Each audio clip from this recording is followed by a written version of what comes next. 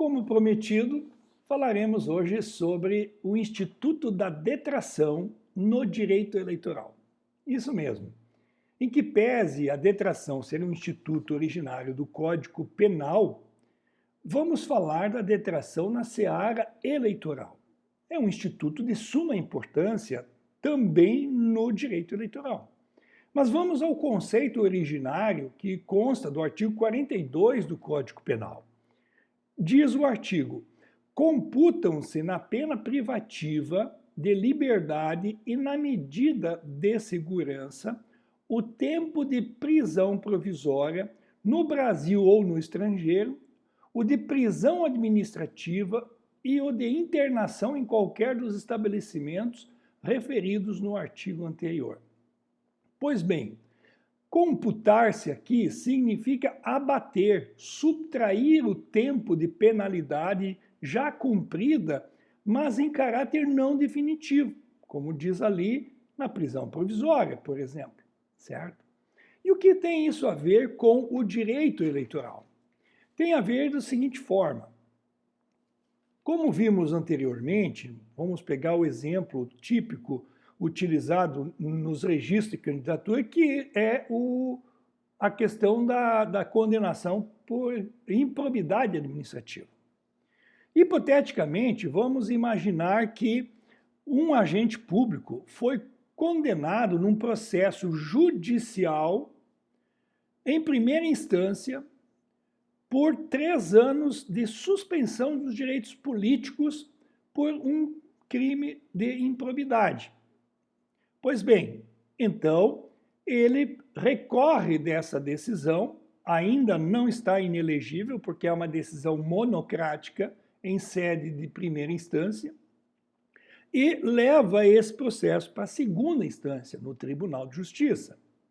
Lá no Tribunal de Justiça, o tribunal, em sede de apelação, confirma a sentença da condenação da suspensão dos direitos políticos por 3 anos. Portanto, passamos a ter uma decisão colegiada. Aí o artigo da Lei Complementar 6490, o artigo 1º, inciso 1º, letra L, diz que já na decisão colegiada por um crime de improbidade está o agente público inelegível. Então, vejam só, ainda não teve decisão final de trânsito julgado, mas já tem uma condenação em grau colegiado. Portanto, já está inelegível. É uma pena espécie provisória, não definitiva. Ele já está inelegível por 8 anos.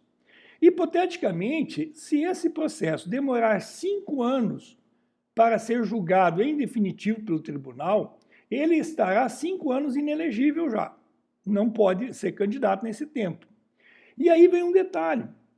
Confirmado pelo Tribunal de Justiça, portanto, está inelegível por 8 anos depois do cumprimento da pena, que são os 3 de inelegibilidade, dos 3 de suspensão de direitos políticos que ele teve na condenação do processo. Se ele, portanto, deixar transitar em julgado no tribunal, não recorrer e terminar o processo ali, ele terá que cumprir os 3 anos da suspensão dos direitos políticos e mais 8 anos de inelegibilidade. E os 5 anos para trás que ele cumpriu já no decorrer do andamento do processo, que não havia julgamento em definitivo, mas por ter uma condenação colegiada, o processo demorou 5 anos para julgar em definitivo, ele já estava inelegível. Então, na realidade, esse agente público, ele estava inelegível por 5 anos do provisório, mais 3 da suspensão da condenação pela condenação da improbidade e mais 8 depois que cumpriu os 3. Então, 5 mais 3 mais 8, 16 anos de inelegibilidade. A detração significa abater esses 5 anos que está aqui cumprido, estão cumpridos os 5 anos provisoriamente. Mas o STF, quando julgou a lei da ficha limpa, a constitucionalidade, afastou o instituto da detração. Por quê? Porque no julgamento, a maioria do tribunal decidiu de que a lei da ficha limpa, ao considerar inelegibilidade, não considerou como sanção, mas como uma restrição de direito. Portanto, se ela não era sanção, não pode ser interpretada como uma pena. E se ela não pode ser interpretada como uma pena, não se aplica a detração. Em que pese o ministro Fux ter feito considerações muito pertinentes e brilhantes a respeito da utilidade e necessidade de aplicar o Instituto da Detração na lei da ficha limpa. Vou ler alguns trechos do voto do ministro Fux. Disse ele: a extensão da inelegibilidade para além da duração dos efeitos da condenação criminal, hipoteticamente lá um processo que ele foi condenado, está sendo considerado aqui para ser inelegível. Efetivamente fazia sentido na conformação legal que somente permitia a imposição da inelegibilidade nos casos de condenações transitadas em julgado. Agora, admitindo-se a inelegibilidade já desde as condenações não definitivas, essa extensão pode ser excessiva. O que quis dizer o ministro Fux? Quando não tinha essa ideia do já cumprimento da inelegibilidade de forma provisória pelo colegiado, tudo bem que se aplicasse da forma como é para ser antigamente, quando então tinha lá a condenação da pena criminal e depois a da suspensão dos direitos políticos, automaticamente, ou seja, pela inelegibilidade. Mas, com a lei da ficha limpa, dando-se, portanto, o cumprimento de inelegibilidade já por uma condenação em grau de colegiado e não definitiva, acumula. E aí ele diz, essa extensão pode ser excessiva. Em alguns casos concretos, nos quais os indivíduos sejam condenados, por exemplo, a pena de 30 anos, a impossibilidade de concorrer a cargos públicos eletivos pode estender-se, em tese, por mais de 40 anos. Então, a disciplina legal de antecipar a inelegibilidade, diz o ministro Fux, para um momento anterior ao trânsito em julgado, torna claramente exagerada a sua extensão por 8 anos após a condenação. É algo que não ocorre nem mesmo na legislação penal, que expressamente admite a denominada detração.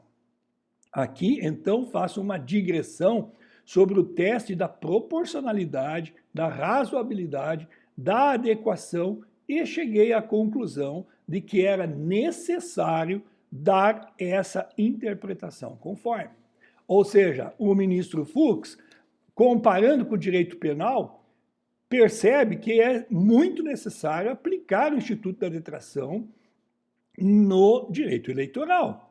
E até compara e diz que no direito penal até fica para trás, fica menor do que se está praticando hoje no direito eleitoral, um instituto de sanção. Porque ainda que eles decidiram que é uma restrição, mas quando se tem todos esses impedimentos da lei da ficha limpa, não há como não pensar que isso é uma pena, é uma sanção.